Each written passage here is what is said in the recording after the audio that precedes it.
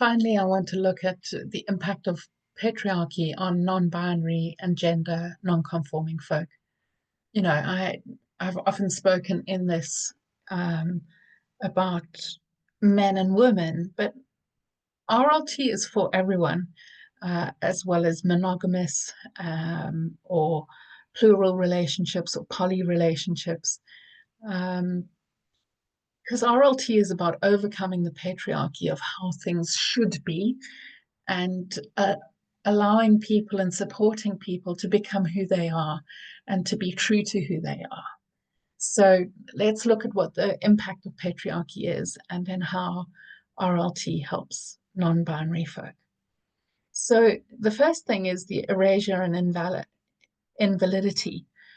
If there's only this binary of masculine and feminine, two-spirit folk or folk who are non-binary or non-conforming or gender fluid just feel invisible, misunderstood, and invalidated, where there is a sense of being erased, especially in Trump's world now, where there are laws and laws being created of not allowing gender-affirming care.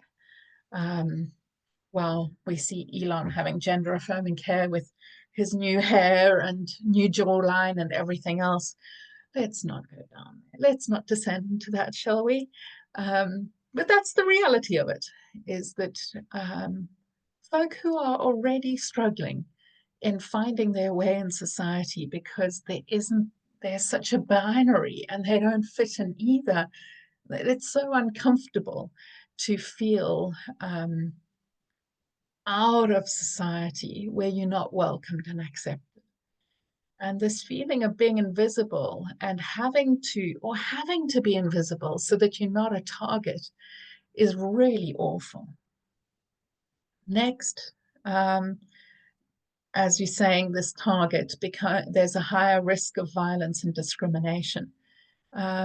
Because of this, there's a lot of hate crimes and workplace discrimination where non-binary, gender conforming, and trans folk are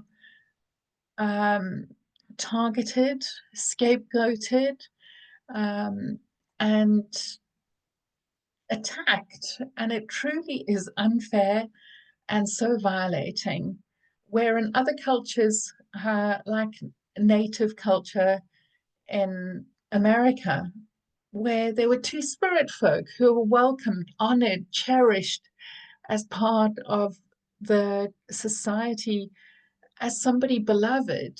And instead now we are marginalizing folk who are non-binary or trans or gender non-conforming. And it is just so toxic and so unfair, where there is no place for somebody to blossom into who they are.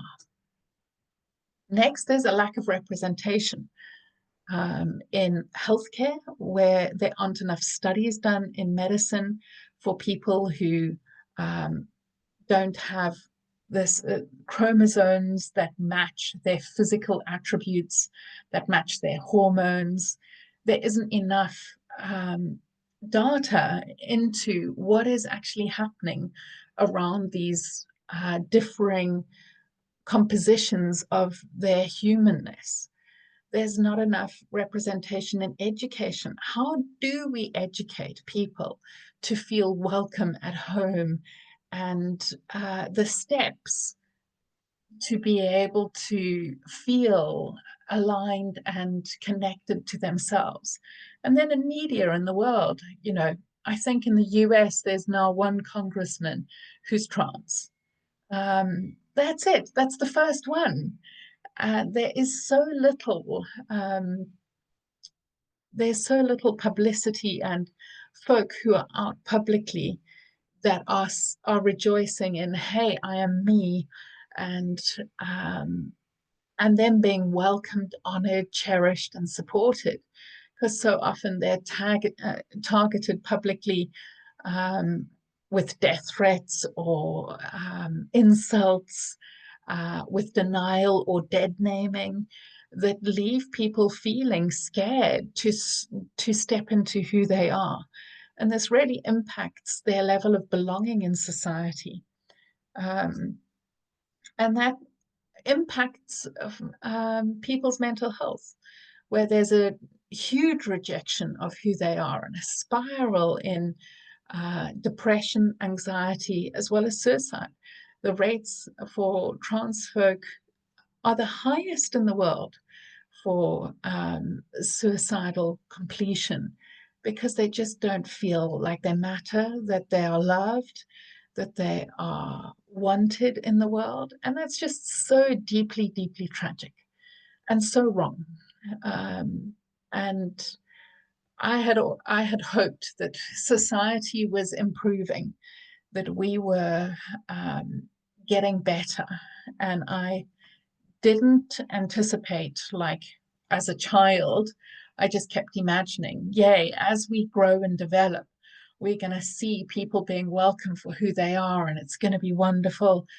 I remember having a friend at school that I used to walk home with, and I said to him, at what point are you going to come out? And he looked at me and he said, how do you know? And I said, well, it's so obvious. And he said, but I've never come out to anybody. And if I did, my dad would disown me. And this was like 33 years ago. About 8 years ago, he decided to come out. So you think it still took him another 20 years to come out. And when he did finally come out, his father disowned him, and now he has no family. And so he knew then, as a 17-year-old, 16-year-old, that it wasn't safe. And he was right. It's shocking that we still live in this world that does not allow people to be themselves and celebrate who they are. I remember my son saying that he has a sister. A lot of my friends weirdly just had girls.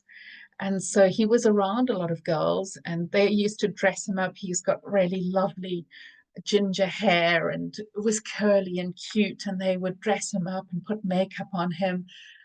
And one day he said he wanted to go out in a dress. And I said, you're welcome to wear a dress, my sweetheart, but the world can be a bit mean to boys who wear dresses. It might be safer to wear a dress in the house, and then outside the house you change. But if you want to wear a dress outside, I will protect you. I will be there for you. I will care for you. And I can't even remember what he chose, but I did not care about what he wore, and I don't care now if he wears whatever he wants. He wore a dress to prom to honor that throughout his life, because he had this very curly, long hair. He was often called a girl and princess and teased for life, because he just doesn't care about gender.